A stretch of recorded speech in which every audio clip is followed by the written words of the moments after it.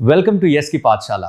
अगर आप UPSC, SSC या किसी भी गवर्नमेंट एग्जाम की तैयारी कर रहे हैं तो आप बिल्कुल सही जगह पर आए हैं। यहाँ आपको मिलेगी easy explanations, smart study techniques और एग्जाम फोकस प्रिपरेशन स्ट्रैटेजीज जो आपकी लर्निंग को फास्ट और इफेक्टिव बना देगी।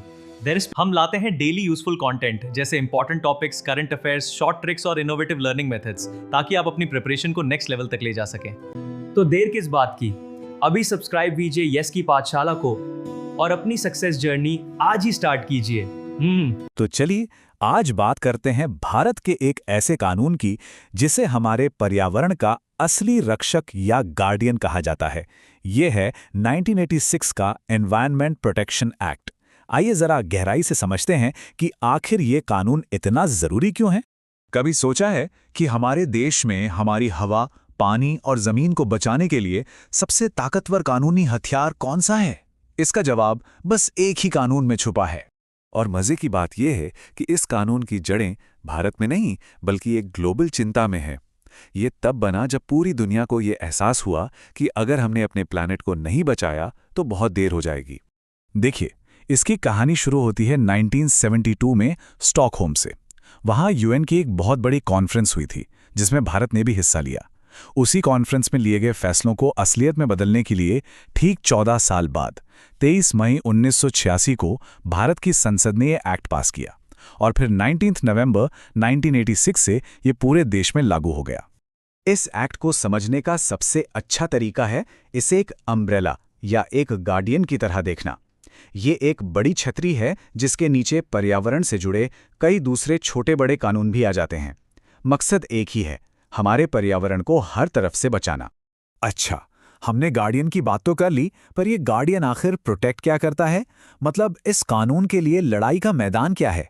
आइए इसकी 3 सबसे बेसिक और पावरफुल डेफिनेशंस को समझते हैं। सबसे पहले एनवायरनमेंट या पर्यावरण। इस कानून के लिए इसको मतलब सिर्फ पेड़ पौधे या नदियां नहीं हैं। इसमें पानी, हवा, जमीन और इन सब का आपस में और हम सभी जीवित प्राणियों के साथ जो एक कॉम्प्लेक्स रिश्ता है वो सब कुछ शामिल है। फिर आता है एनवायरमेंटल पोल्यूटेंट। इसका मतलब भी बिल्कुल साफ है। कोई भी चीज, चाहे वो सॉलिड हो, लिक्विड हो या गैस, अगर वो इतनी मात्रा में है कि पर्यावरण को नुकसान पहुंचा सकती है तो वो एक पोल्यूटेंट है। और तीसरी चीज है हैजर्डस सब्सटेंस, यानी कोई भी ऐसा पदार्थ जो अपनी केमिकल प्रॉपर्टीज की वजह से या उसे हैंडल करने के तरीके की वजह से इंसानों, जानवरों या पूरे एनवायरनमेंट को नुकसान पहुंचाने की क्षमता रखता हो। बस क्षमता होना ही काफी है। तो अब सवाल यह है कि ये कानून सुरक्षा करता कैसे है? इसके लिए सेंट्रल गवर्नमेंट को कुछ खास पावर्स दी गई हैं। आप इसे एक तरह का गार्डियंस टूल किट कह सकते हैं। इस टूल किट में 4 मेन टूल्स हैं। पहला है स्टैंडर्ड सेट करना, मतलब हवा पानी की क्वालिटी कैसी होनी चाहिए इसकी एक लिमिट तय करना। दूसरा, प्लान और एग्जीक्यूट करना, यानी पोल्यूशन रोकने के लिए देश भर में प्रोग्राम बनाना और उन्हें चलाना। तीसरा, इंस्पेक्ट और एनफोर्स करना, मतलब कहीं भी जाकर जांच करना कि नियमों का पालन हो रहा है या नहीं। और चौथा, रिसर्च और इन्फॉर्मेशन, यानी पोल्यूशन की वजहों पर रिसर्च करना और वो जानकारी सबके साथ शेयर करना। लेकिन ये कानून सिर्फ सरकारी पावर्स की बात नहीं करता। इसमें हम सबके लिए, मतलब इंडस्ट्रीज और आम लोगों के लिए भी कुछ साफ साफ नियम हैं। चलिए देखते हैं कि हमारी क्या जिम्मेदारियां हैं। 4 बहुत ही सीधे नियम हैं। पहला, जो लिमिट सेट की गई है उससे ज्यादा पोल्यूशन नहीं करना। दूसरा, अगर किसी खतरनाक पदार्थ से डील कर रहे हैं तो उसे बताए गए तरीके से ही हैंडल करना। तीसरा, अगर कोई एक्सीडेंट हो जाए और पोल्यूशन फैल जाए तो फौरन अथॉरिटीज को इन्फॉर्म करना। और चौथा, जब भी कोई अधिकारी जांच के लिए आए तो उसे पूरी तरह से सहयोग करना। तो ठीक है, रूल्स तो बन गए, लेकिन अगर कोई इन रूल्स को तोड़े तो फिर क्या होता है?